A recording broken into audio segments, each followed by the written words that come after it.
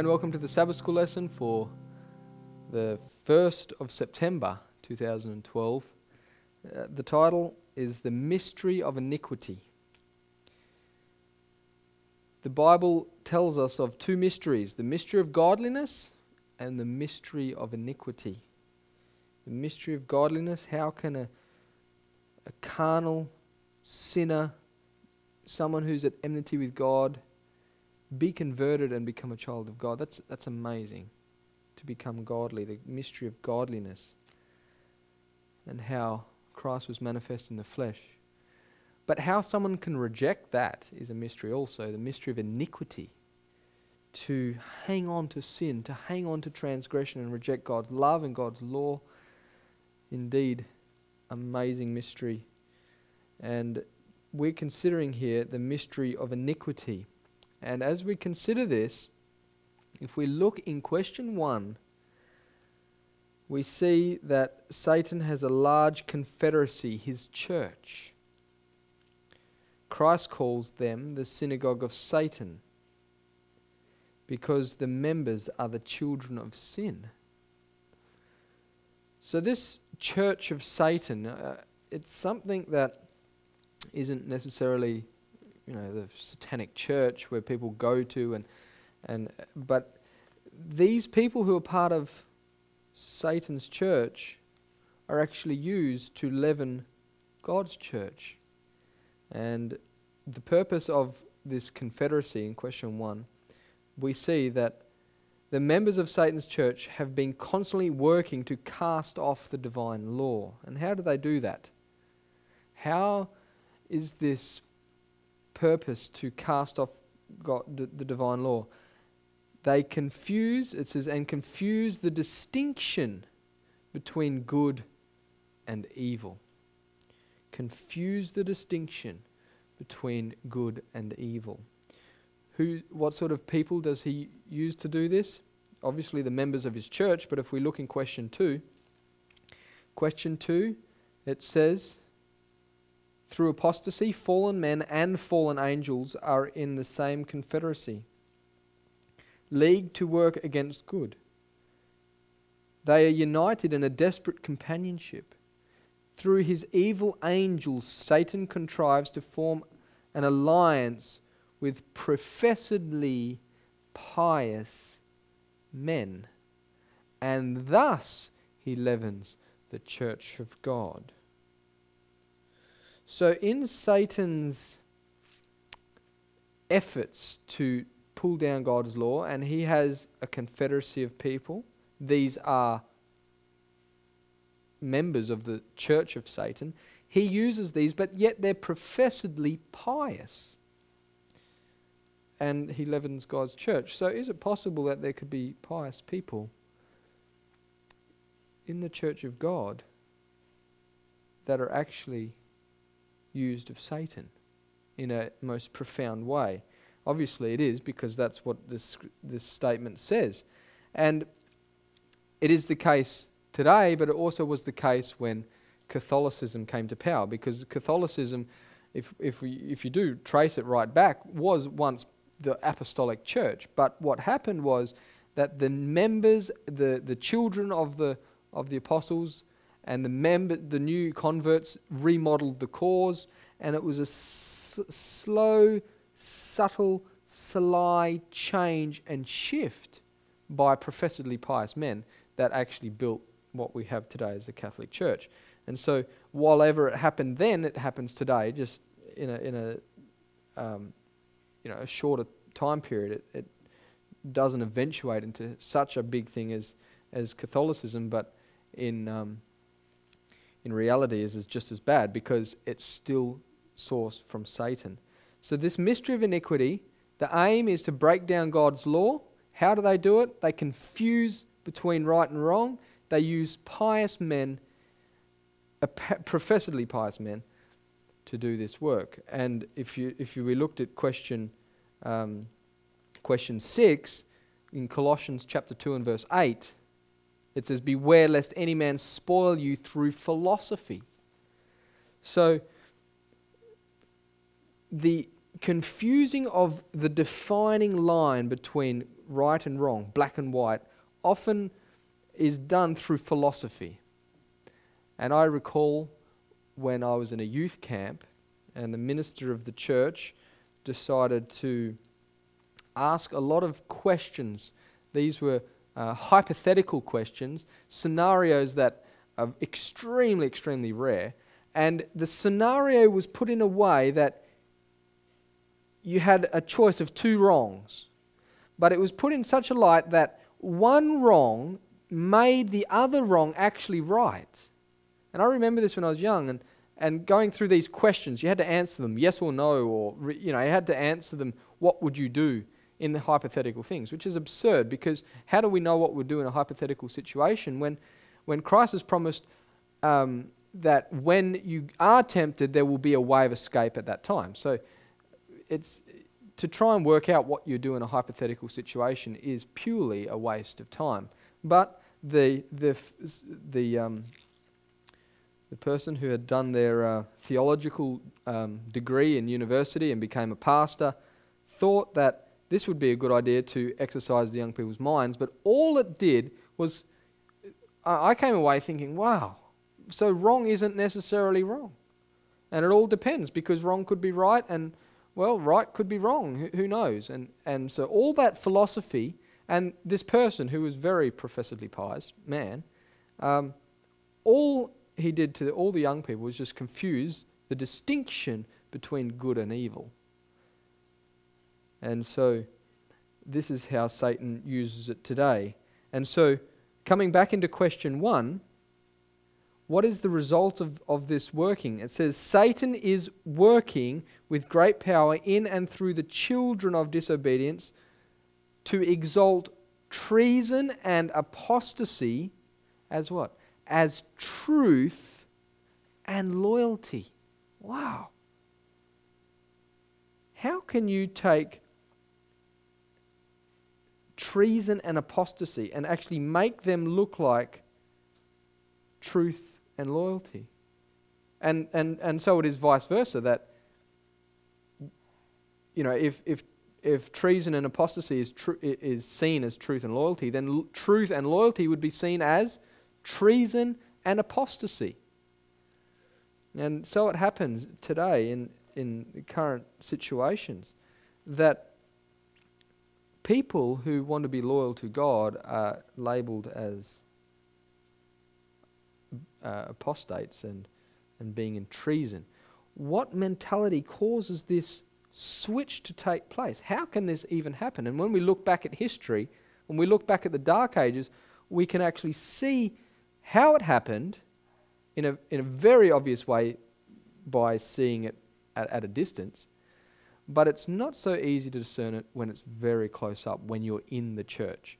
So because I'm assuming that we're all, those who are watching are not Catholics, but if we're not in the Catholic Church, then we look at the apostasy of the Catholic Church and we think, how did they ever do such a thing? How can you think that such a thing is ever God's will? As we look back at it, at the apostasy of popery. But the element inside it that caused it is actually played out today just in a subtle way, and people don't see it. And if you gave that 1,260 years, it would probably turn out to be exactly the same as another Catholic system. What is it that causes this switch of treason and apostasy to be switched with with truth and loyalty? Well, it's found in question 5. If we go to question 5, and we see in Daniel chapter 8 how the pagan Rome magnified himself even to the prince of the host, crucified Jesus Christ, and paganism was taken away, and the place of his sanctuary was cast down. Pagan Rome moved out of Rome, and then a host was given him, speaking of the papacy, against paganism, which was the barbaric tribes, by reason of transgression. And then as the papal power came came to be, it cast down the truth to the ground, and then it practiced and prospered. So the first thing is to weave in just wrong doctrine. But if you can weave in your wrong doctrine very subtly, people accept it as truth. How many people believe they have the truth when it's actually not the truth? Heaps of people, thousands, millions of people do that. And so it's very easily done. And so we see in the note under question 5, it talks about what took place under the Roman Church. The ascension of the Roman Church to power marked the beginning of the Dark Ages. As her power increased, the darkness deepened. Faith was transferred from Christ, the true foundation, to the Pope of Rome. Instead of trusting in the Son of God for forgiveness of sins and for eternal salvation, the people looked to the Pope and to the priests and prelates to whom he delegated authority. They were taught that the Pope was their earthly mediator and that none could approach God except through him.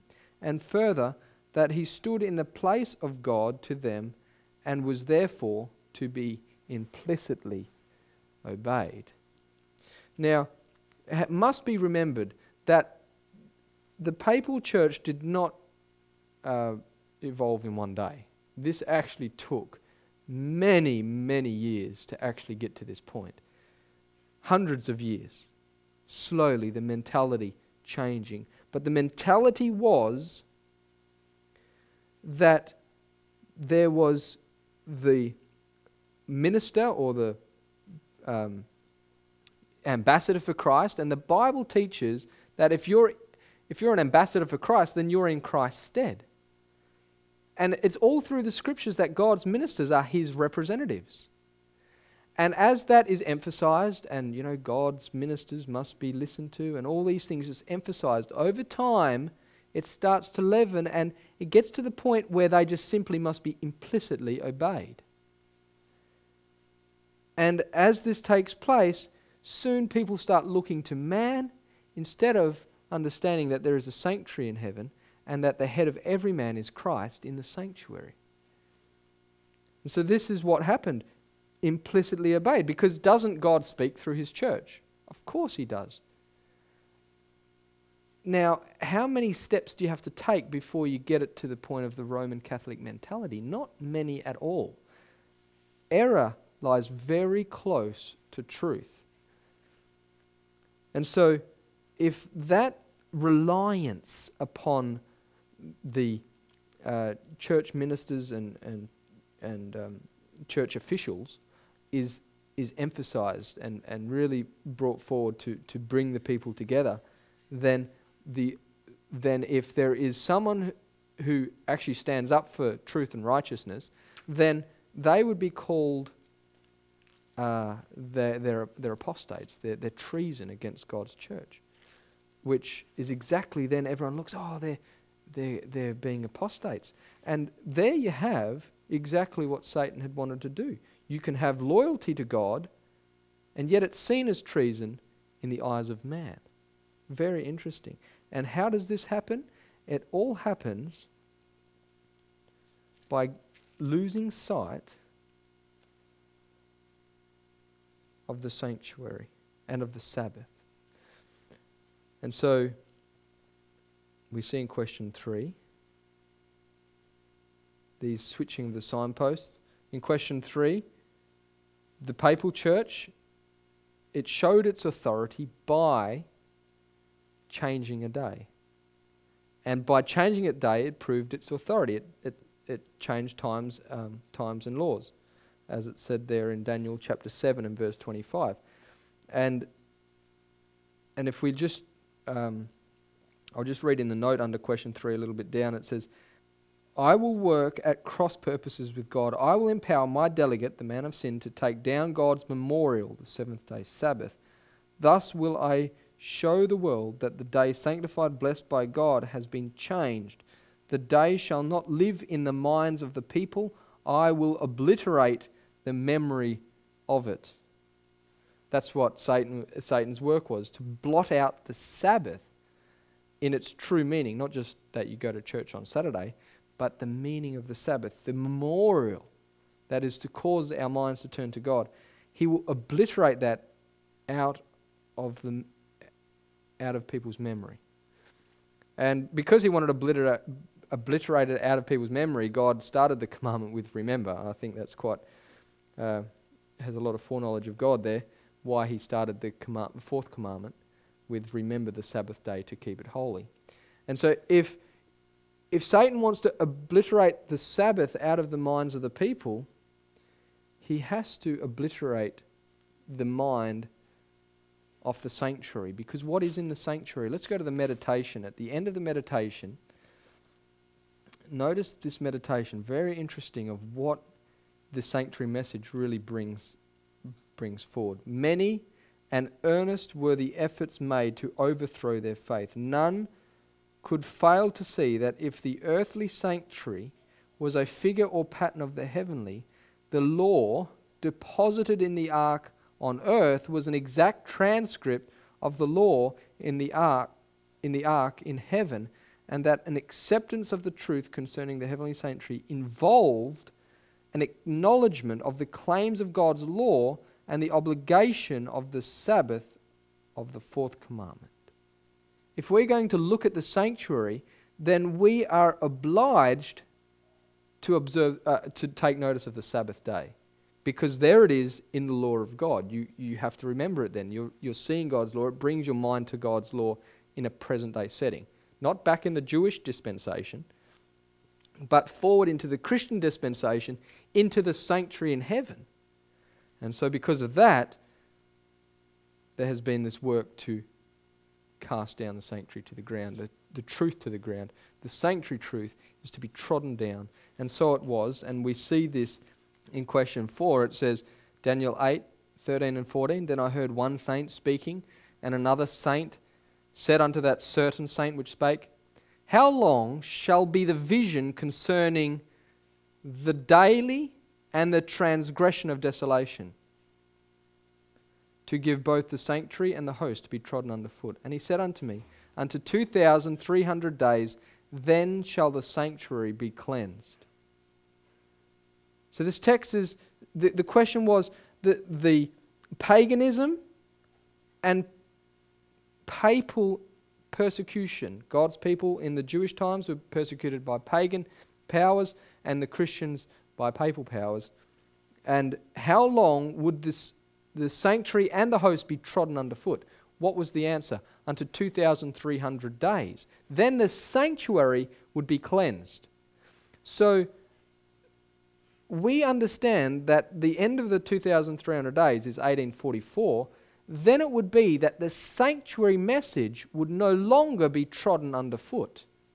It would actually arise in its beauty. And so it was that in the Advent movement, the sanctuary message was a keystone message for the rise of Adventism. And that pointed us into the Day of Atonement. And as we come back to that meditation, it says, Here is the secret of the bitter and determined opposition to the harmonious exposition of the Scriptures that revealed the ministration of Christ in the heavenly sanctuary. Men sought to close the door which God had opened, and to open the door which he had closed. But he had opened, and no man shutteth, and shutteth, and no man openeth. He declared, Behold, I have set before thee an open door, and no man can shut it. Christ had opened the door, or ministration, of the holy place. Light was shining from the open door of the sanctuary in heaven, and the fourth commandment was shown to be included in the law which is there enshrined. What God has established, no man could overthrow. And so it was that the Seventh-day Adventist movement was raised upon a platform of truth. The truth of the sanctuary, that the head of every man is Christ, and that the Sabbath is that the Sabbath indeed is to be observed in the Ten Commandments. Now, Adventism has had its philosophy come in, And what has been the result of this philosophy in Adventism by the schools and the doctors of theology and all the other educational things that people do that actually take away simple reading? We see that in question 6, Ellen White wrote, "In the future, deception of every kind is to arise." And we want solid ground for our feet. We want solid pillars for the building. Not one pin is to be removed from that which the Lord has established. The enemy will bring in false theories, such as the doctrine that there is no sanctuary. This is one of the points on which there will be a departing from the faith. Where shall we find safety? Unless it be in the truths that the Lord has been giving for the last 50 years. This statement was written in 1904, 1905, and Adventism started shifting from that point and accepting all sorts of new ideas. In fact, it took on a new, if you study the history, in 1903, they changed the organisation of the General Conference in a very hierarchical structure that was more pronounced than before. It was a fair bit different beforehand. And these sort of changes, deception of every kind is to arise. And where are we actually going to find safety? Except it be in the old Advent message. And the sanctuary message causes us to know that God pitched it, not man. It's all about God's work, not man's work. Notice in question 7, it says in Hebrews 8 and verse 2, "A minister of the sanctuary of the true tabernacle which the Lord pitched, and not man."